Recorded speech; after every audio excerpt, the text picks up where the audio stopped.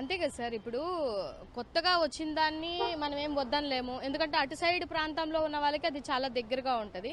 In the same time ఎగ్జిస్టింగ్గా ఉన్నదాన్ని తీసేయాల్సిన అవసరం లేదు కదా. ఆల్రెడీ దాని మీద చాలా హెచ్చించాము. కరోనాలో కూడా ఇబ్బంది పడితే మళ్ళీ దానికి బాగా చేసుకోవడానికి కూడా డబ్బులు ఖర్చు పడ్డాయి. ఇప్పుడు ఇటు పక్క ఉన్న వాళ్ళందరికీ ఇది దగ్గర కదా. అటు నుంచి వెళ్ళాలంటే రోడ్లు కూడా చక్కగా బాగాలేవు, వెళ్ళడానికి 4 గంటలు. మళ్ళీ మనం ఒక 1 అవర్ ముందు ఉండాలి, ఆడ ఒక 1 అవర్ వెయిట్, 6 అవర్స్ అవుద్ది.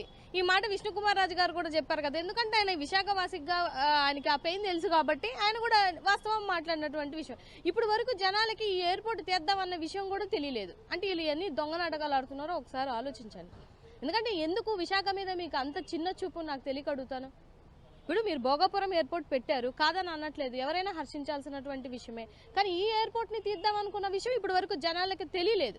ఇప్పుడు తెలుస్తుంది, ఎందుకంటే వీళ్ళు మూసేద్దామనే ఆలోచన దృక్పథంతో ఉన్నారు కాబట్టి. ఎట్టి పరిస్థితిలో రెండును కొనసాగించాల్సిందే.